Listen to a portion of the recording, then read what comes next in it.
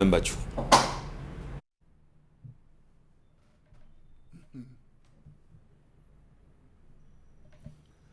Je m'interroge ce jour sur la question de l'entretien routier au Cameroun. À quoi nous sert véritablement le programme d'entretien routier? À de la figuration, à de la contemplation, ou alors à un réseau gombotique bien établi. À quand la mise sur pied du programme spécial de réhabilitation de nos axes routiers? Trop, c'est trop. Regardez ces détournements à ciel ouvert dans ce pays. Monsieur le maire et monsieur le maire de la ville de Douala, il est temps pour vous de vous bouger. Ça ne va véritablement plus dans cette ville.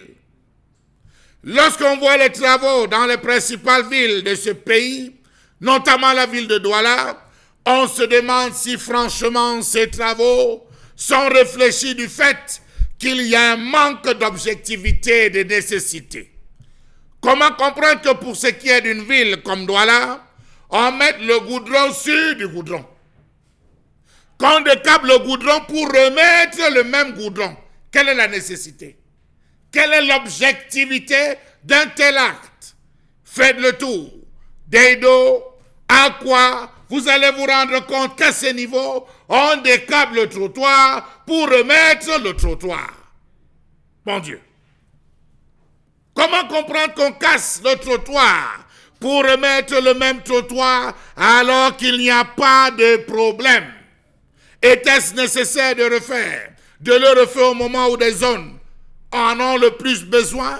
Des zones comme Koto, des zones comme Lokpom, des zones comme Bonamoussadi et Lokbessou? Point d'interrogation. Comment comprendre l'attribution de ce type de marché à des entreprises inutiles pour ce pays? La nécessité, il n'y a pas, mais la justification d'un gombo bien détourné est bel et bien là. Comment comprendre qu'il n'y a pas de suivi d'évaluation du cahier de charges de ces entreprises dans ce pays? Allez voir le cas de Deido, vous aurez honte. Le cas de Sable en allant vers Bonamoussadi, vous aurez honte. D'ailleurs, quelle est l'identité de ceux ayant gagné cette marché d'entretien routier dans cette ville de Douala?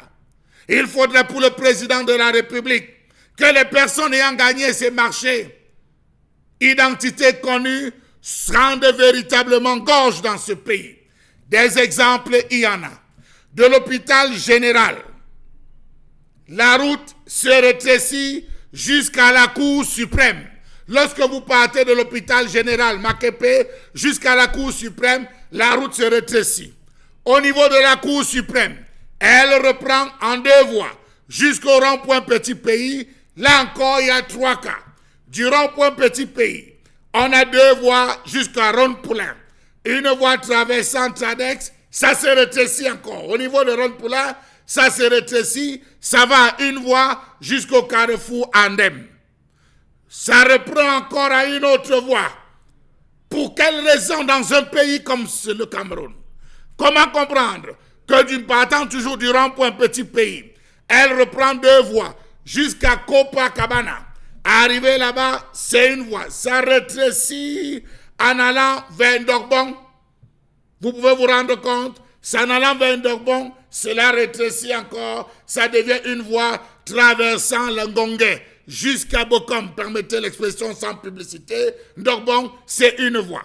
Du rond-point Petit Pays, on a 2 voies jusqu'à Bijou Makepe. 1 voie encore au niveau de Tradex, c'est-à-dire par Kouvita, d'une voie de Santa Barbara jusqu'au rond-point Maétu. Qui a gagné ces marchés? Qui a gagné ces marchés? Telle est la question qu'on se pose. Vous pouvez voir en illustration qu'à ce niveau, il y a eu un vol. N'ayons pas honte de le dire, il y a eu un vol de l'argent des Camerounais dans la réalisation de ces axes routiers. Vraiment, trouvons des explications pour cela. Comment comprendre que l'ensemble du patrimoine routier soit dans un état lamentable, que certains axes routiers du pays sont pour la plupart dégradés ou tout simplement inachevés. Aujourd'hui, c'est devenu la panacée. La pose des pavés. Allez voir Aaron Poulain. Comment est-ce qu'on est en train de positionner des pavés? La route est ainsi. Vous voyez la position que je prends? Des dénivelés à tous les endroits. Allez demander donc qui sont les ingénieurs qui ont gagné ce chantier de réalisation. Très étonnant dans une ville comme Douala. Les pavés sont devenus la panacée. Espérons qu'on réussira à s'en sortir. Comment comprendre que les investissements dans le secteur routier sont à la traîne depuis plusieurs décennies? Contrairement à la période de croissance des années 80 où le pays s'était doté d'infrastructures routières à la faveur d'une politique d'investissement intensif consécutif au plan quinquennal.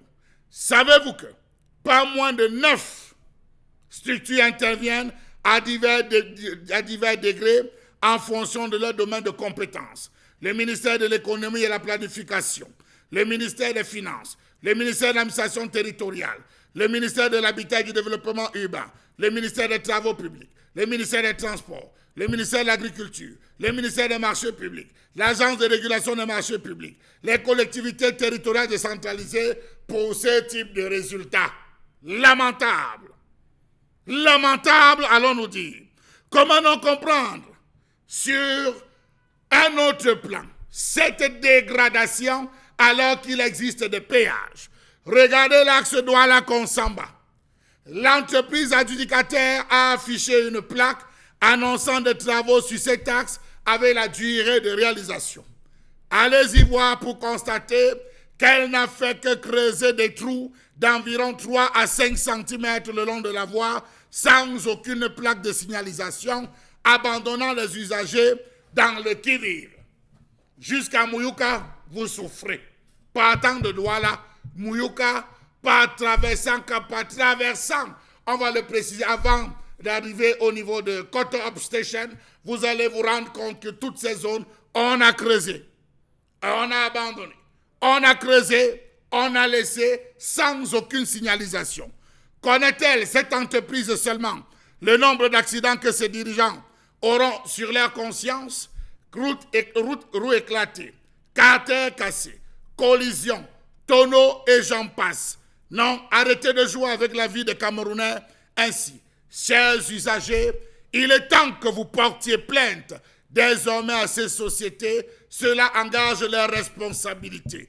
Comment comprendre le fait que les principaux arrondissements de la ville de Douala brillent par un déficit criant en termes de routes bitumées? Voilà là où on va, on détourne, on ne parvient pas à expliquer. Est-ce que cette autoroute a été pensée? Vraiment, c'est triste lorsqu'on sait que l'entreprise Tradex, il faut le dire, appartient à des personnes connues.